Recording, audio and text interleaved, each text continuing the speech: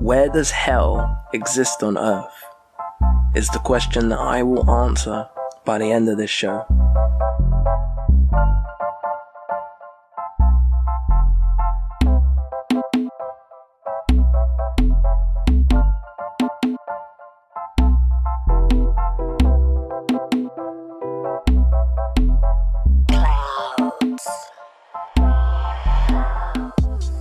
Hello and welcome to the third episode of The More You Know Mondays. The more you know, the more you grow. This week on the show, I'm going to be talking about Olive Morris. But before I get into that, you know what we have to do to start the show, start the week off nice, or whenever you listen to this. We have to start with the Monday affirmations. Now, this week, my quote, it doesn't have an author, because I couldn't find the author. I searched forever online, and I just couldn't find it. There was just like loads of Pinterest shares and posts of it, and I was like, oh, fair. It's a popular quote, but anyway, the quote goes like this. Nothing is a coincidence. Everything you're experiencing is meant to happen exactly how it is happening. Embrace the lessons. Be grateful. Now, I love this quote, and I find it pretty motivational just because of the fact of, let's take it in parts. Like the first part, nothing is a coincidence. I like that because sometimes when you're existing in life, it feels like things just happen, and sometimes things happen out of coincidence, and you're like, oh, I wasn't expecting that to happen. But usually there's what's the word, like there's things in the background happening. Like I've just finished reading The Alchemist by Paulo Coelho, who was the author of the quote from last week's episode. And there is a beautiful part inside of the book where they talk about, or it says that when you have a dream, the whole world kind of conspires to help that dream come into fruition. So with that whole concept, the idea that nothing happening is a coincidence really becomes powerful to me, because when you have a dream or an idea and you put it into motion, where you've actually taken it from the page or taken it from your brain into action, and you're actually moving it and doing it, then it kind of feels like, because you've got this energy and you're focusing it in that one direction, it's as if everything supporting or around you is kind of supporting what you want to do. Or you might perform something and people get what you're saying when you didn't think that no one would even understand what you're saying, kind of thing. So that global understanding is what I think it more comes down to. And then the second part, everything you're experiencing is meant to happen. Everything you're experiencing is meant to happen exactly how it's happening. That part can kind of seem maybe a bit hard to hear at first, and it's understandable. What if what's happening to you right now is something negative? And all I can say to that is try and combat the negative with positive. And of course, with all situations, that's really hard maybe, and probably easier said than done in some places, but it's the best kind of thing you can combat the negative outcome with, is positive thinking, or a positive onlook or outlook on what you're going to be doing next, or how you're going to formalize your next plan. Because when you're in a place of things are going badly, and you repeat the same feeling of things are going badly, you'll end up repeating and staying in the place of everything's going badly, because there's this great phrase or saying that the definition of insanity is repeating the same thing over and over and seeing no results, no changes. So if you're repeating doing this, combating what's happening to you with the same energies, and you're seeing the same energies repeated, then what do you need to do? You need to change up your energies so that you're projecting something different, so that you can receive and attract something different. And embrace the lessons. Be grateful. Be grateful that you're alive. Regardless of your circumstances, life is a struggle. You could be rich or poor, and life is a struggle. There's this great line, or I think it's great anyway, from a poem that I'm writing, if I can find it, that goes like this. Struggle is the flame that forges your soul into steel. If the furnace isn't working, then the fire won't wield. And yeah, I think that's just kind of sums up life. If there's no struggle, or like, I always have this saying before I perform or anything like that, if I don't feel nervous, it kind of feels like it's not worth it. If I'm too comfortable in my surroundings, then it just kind of feels like, not that I'm drowning. I wanted to say drowning because it rhymes. But it kind of feels like, not that I'm not achieving, but I'm coasting and I'm not challenging myself. And of course, if you come to a place where you don't need to challenge yourself, that's great. But I feel like I'm in a place where I need to constantly challenge myself, to get to bigger and higher places or do more. But yeah, that was the Monday motivations, affirmations, even motivations, affirmations, whatever you take from them. I hope you find it useful for your day, or however you use it, because it's just important to me that you start off the week right and fresh. You know, you take on everything as a lesson, embrace your life, be happy, love yourself. And I think that's a point that I will talk more about, loving yourself, because I feel like I might love myself a bit too much. But at the same time, is that even a thing? Can I love myself too much? No, of course I can't. Because I am myself. When I'm left alone with my thoughts, it's my thoughts. So I better love my thoughts, otherwise I'm going to be tortured by my own thoughts, which is horrible. I'll just be sat there tortured, not being able to move forward. But yeah, if you don't love yourself, how do you expect to love anyone else? Because for most things, you need to start at home.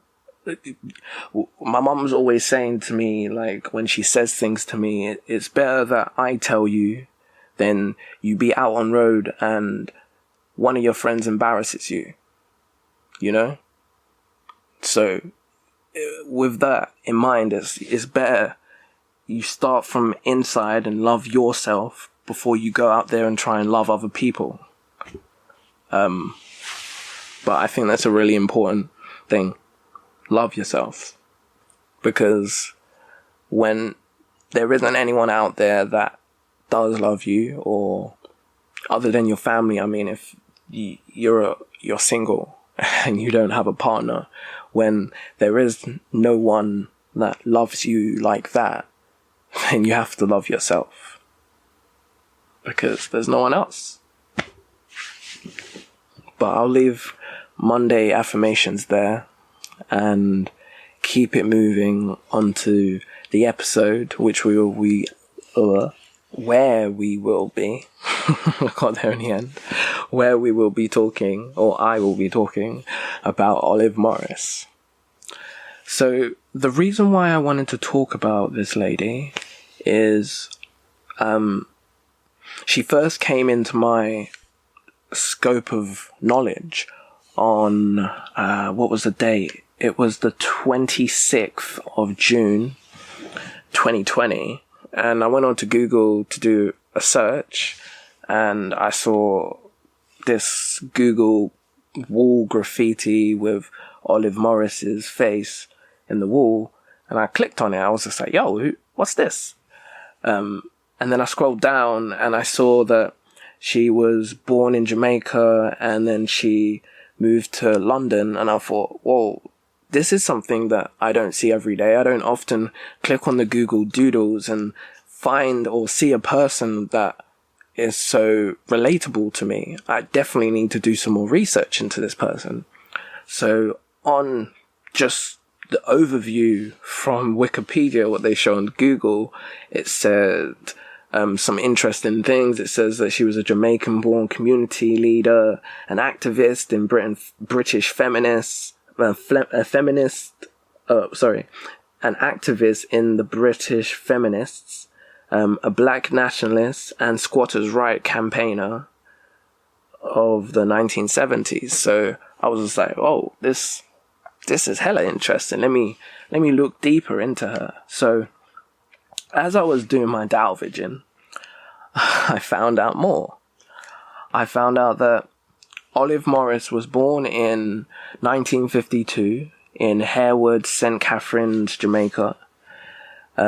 She was, her and her family was part of the Windrush generation. So they emigrated to England when she was about 9 years old. She had 3 brothers and 2 sisters, and she lived in South London for most of her life.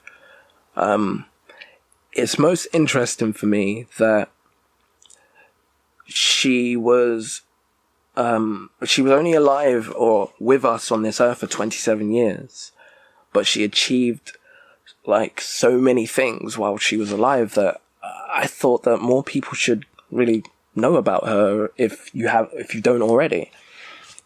Like, as I was saying, she was only alive for 27 years, but she fought for black women's rights in Britain. She raised awareness for inequalities by traveling and writing and organizing protests and setting up support groups. Like, she was amazing.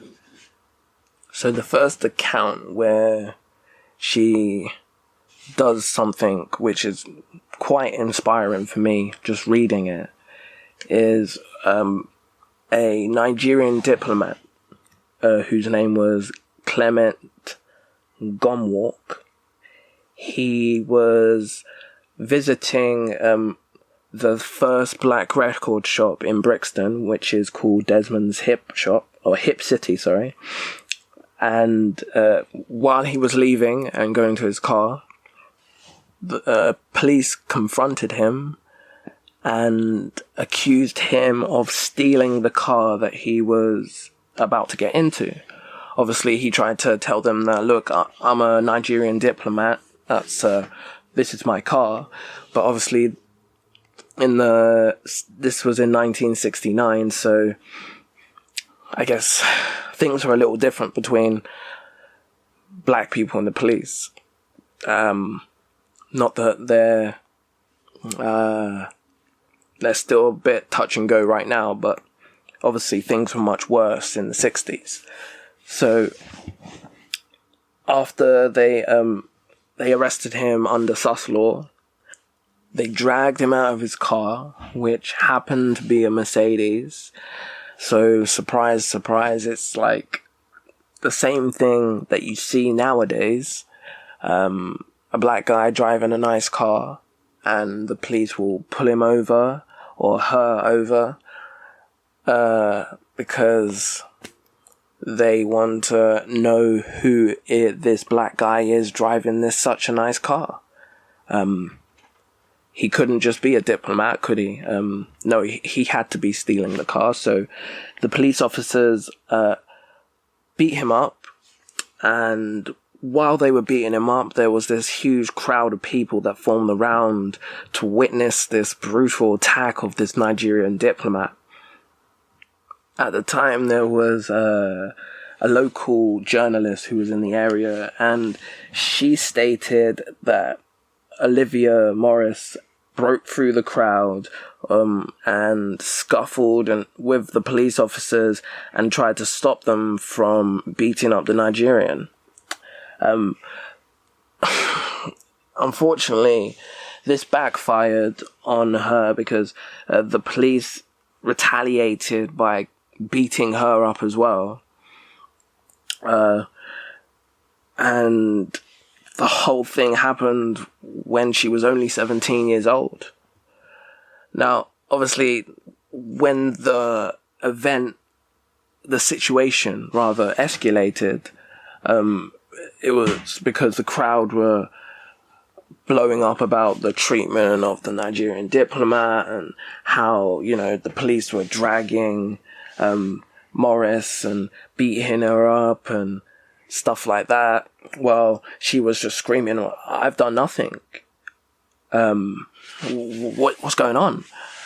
The weirdest thing that I found from the research is that, or not even the weirdest thing, the most interesting, it's not most interesting, another interesting thing from the attack was that she was beaten up by the police, which was horrible, but also when they were beating her up, she was obviously telling them that she was a female, she was a girl, but because she had short hair, but the officers didn't believe her and they continued to beat on her.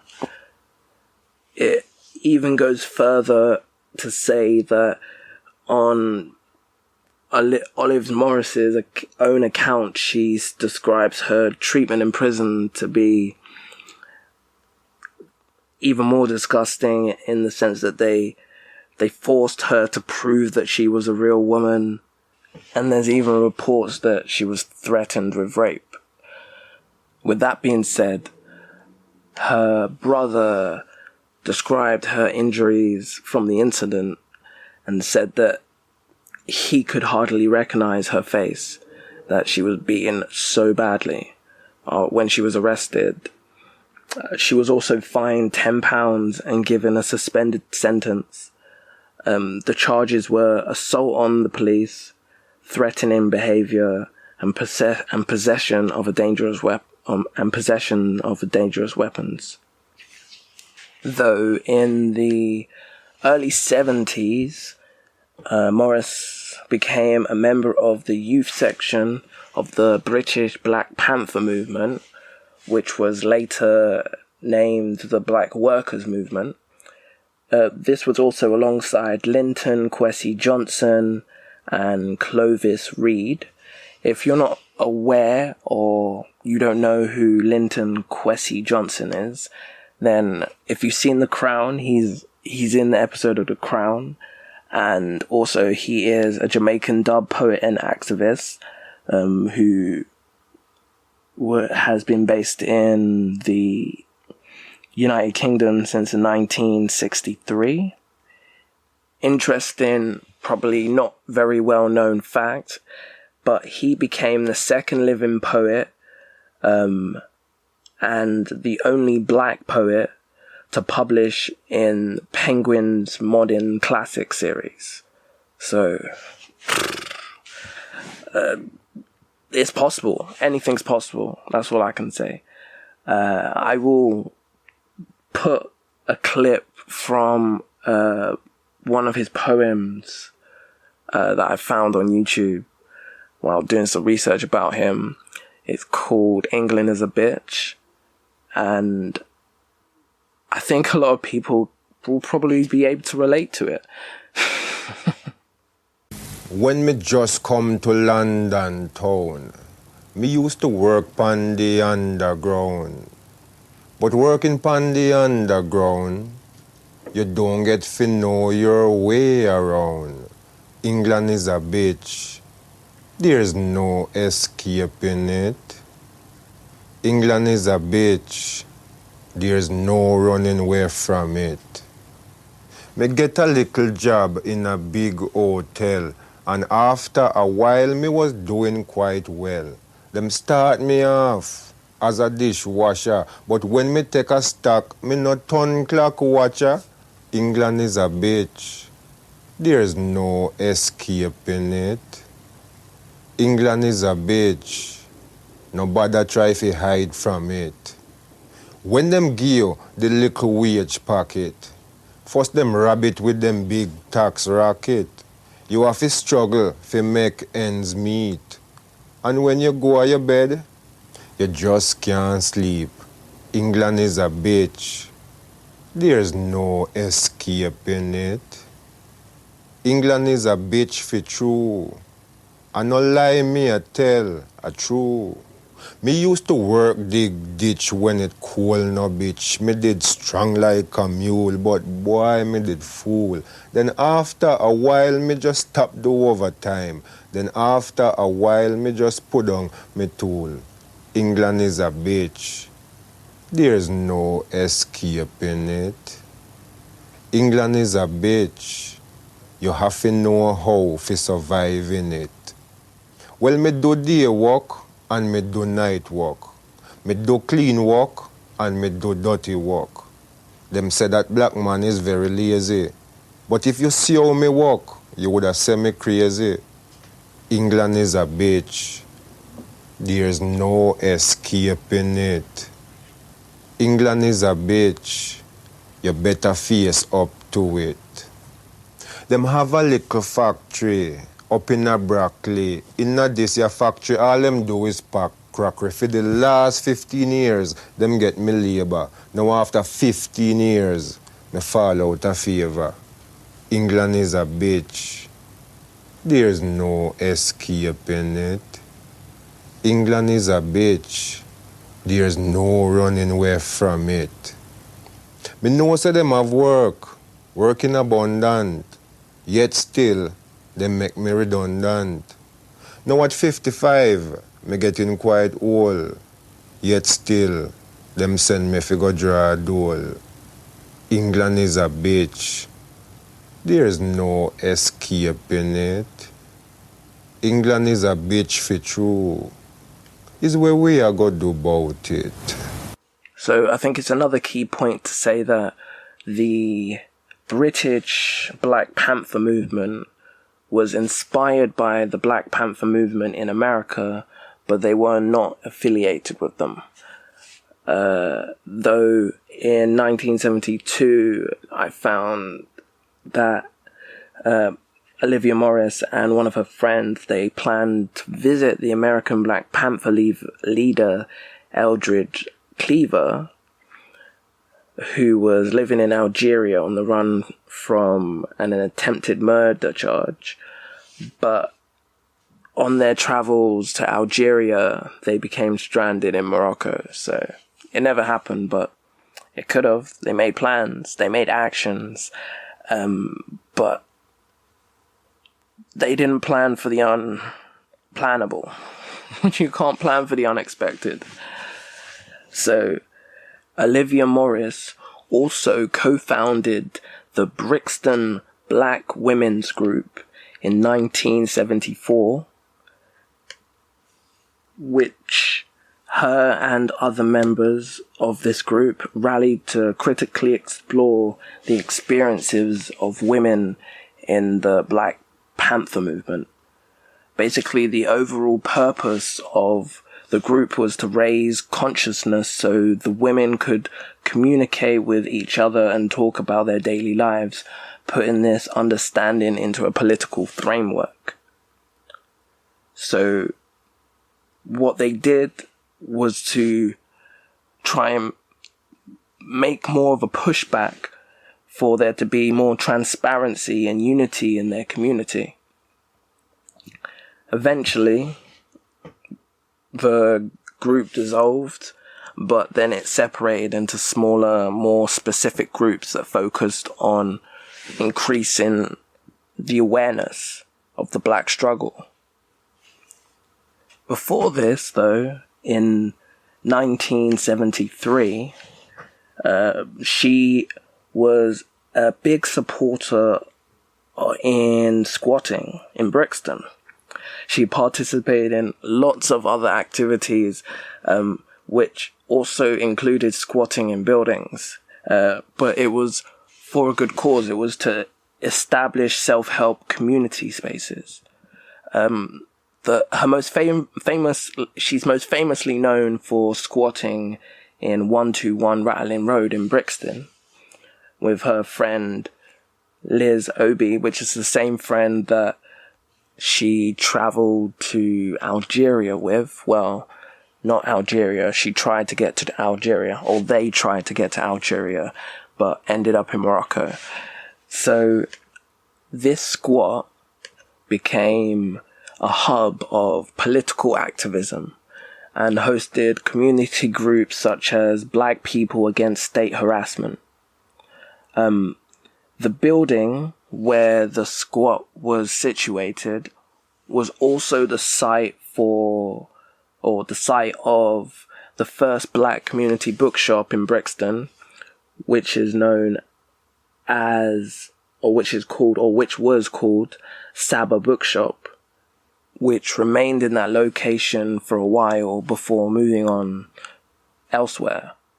After it was no longer a space for Saba Bookstore, it was known as 121 Central.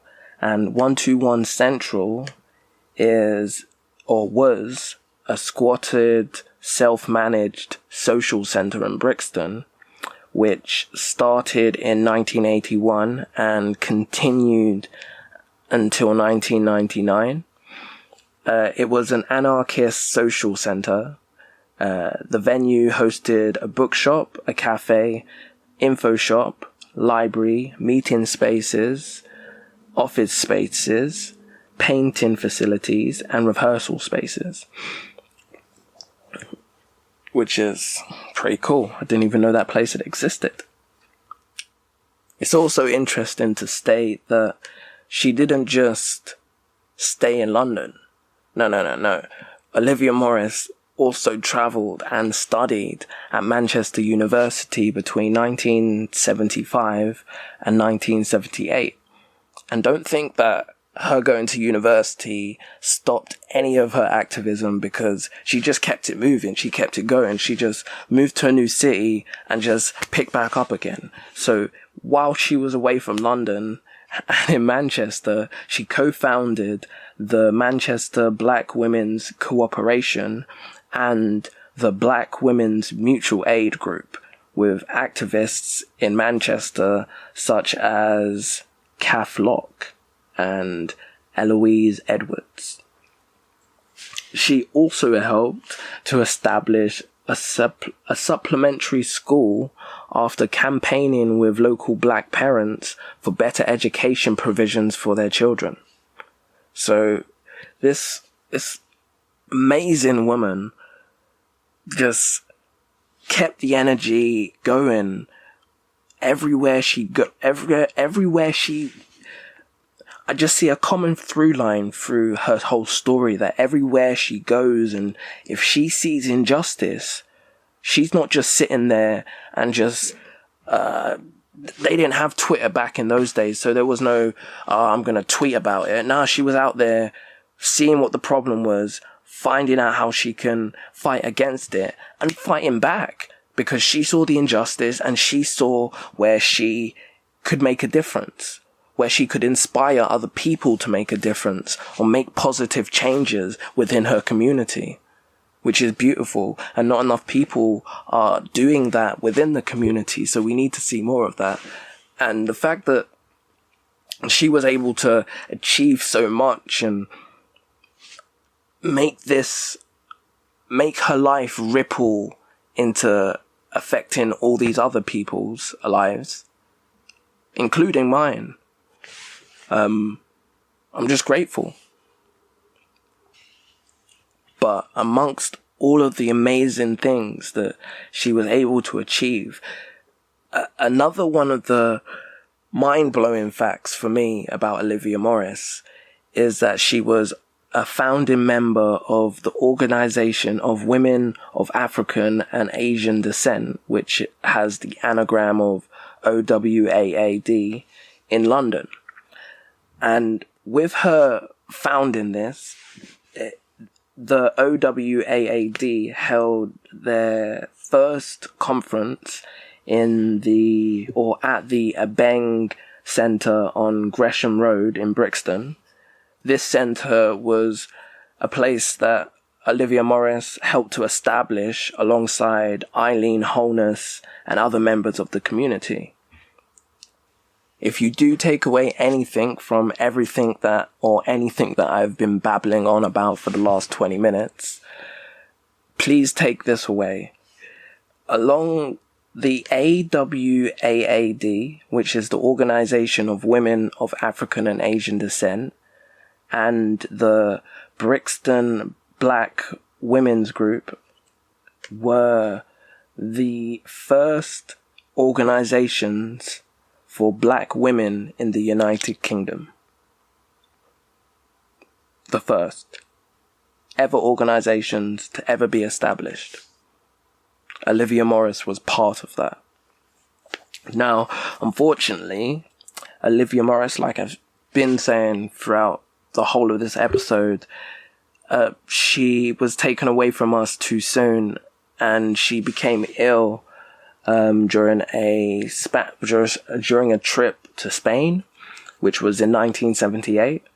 When she returned to London, she was diagnosed with non-Hodgkin lymphoma, which is, if I'm not mistaken, a form of cancer. Yeah, it's a form of blood cancer. So she was diagnosed with non-Hodgkin lymphoma, sorry. And she underwent treatment, which was unsuccessful, unfortunately. And she died on the 12th of July, 1979, at St. Thomas Hospital in Lambeth, and was buried in Streatham Valley Cemetery when she was 27 years old.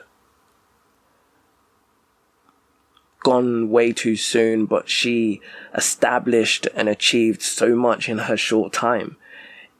That story and her life gives me not only more life, but it gives me mad amount of motivation, because it lets me know that it doesn't matter how long you're here for. It's just about the things you do, because if you do some great things, you will be remembered.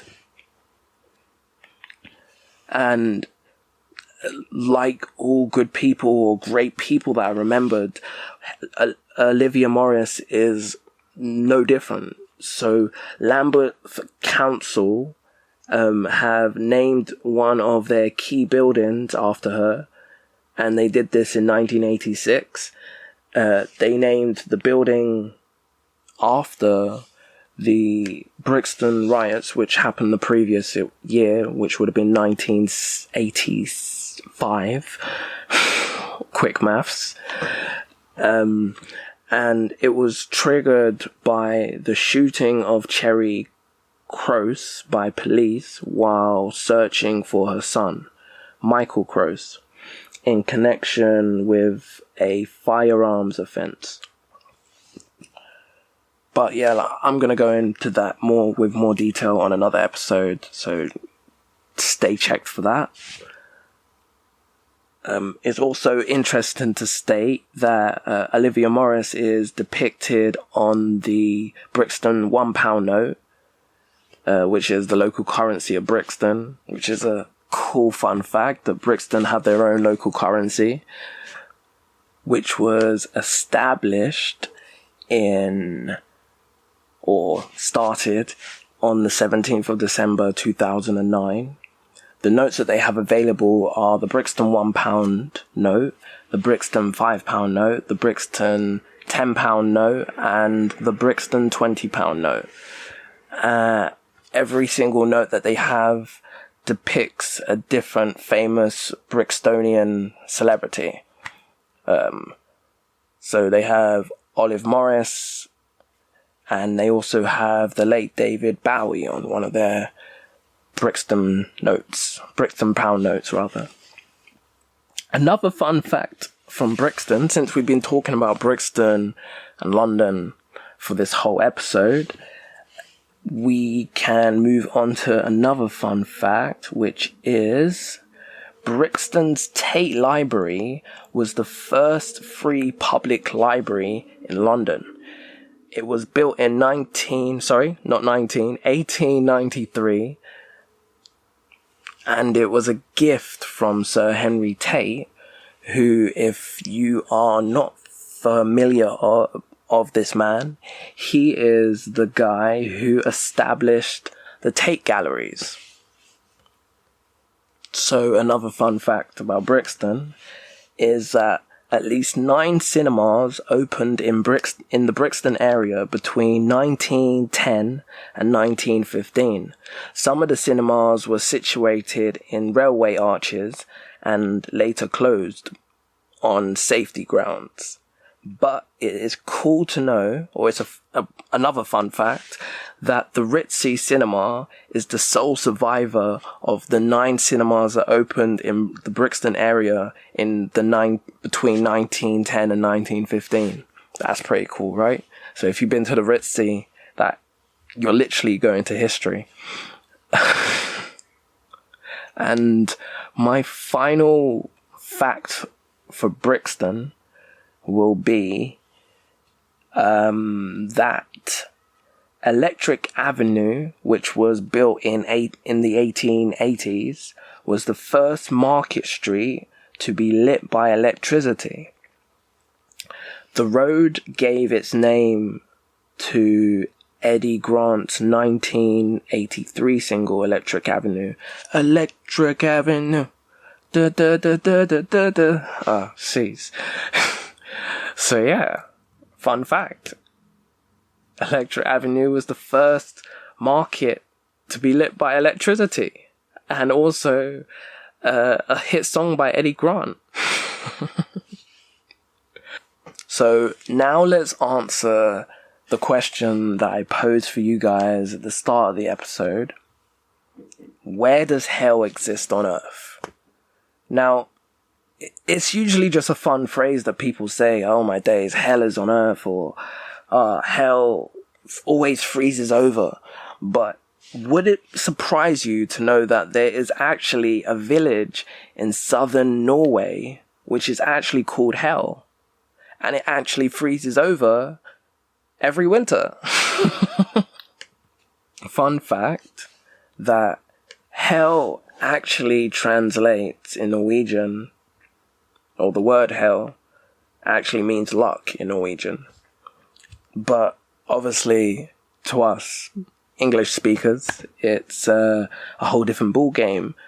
It's a small little sleepy post town. This small town of hell in Norway is located in an area known as Hellir in Old Norse. The population of hell is it sounds like a TV show that's waiting to be created if it hasn't already been. So the population of hell is just under 1,500 people. And although the sleepy town gets a considerable amount of visitors, obviously, who want to visit hell? Who doesn't want to visit hell if you can visit hell on Earth? Stopping by the train station, hoping to get snaps of themselves under the infamous station sign. Hell. Hell station. You've arrived. I get the joke now. They say that you shouldn't laugh at your own jokes. But what if you find them funny? Is it not okay to laugh? What if there's no one else here to laugh with me? I gotta laugh. So, there you go. Yeah. Maybe I just made that more or less funny. More or less. Unless. Less funny. Jeez. Anyway. Maybe it'd be an interesting, or maybe it's just quite a fitting point, but there are no churches in the city of hell, or the town of hell, sorry. Fortunately, the churches are found outside of the village, on the south side of the river. But who would have thought that hell was actually a place on earth? So when you say that phrase, hell on earth, just know that you're actually talking about a real place, and you're not just using a turn of phrase. It's a real place. It exists. Hell in Norway. And I really want to go and visit that place.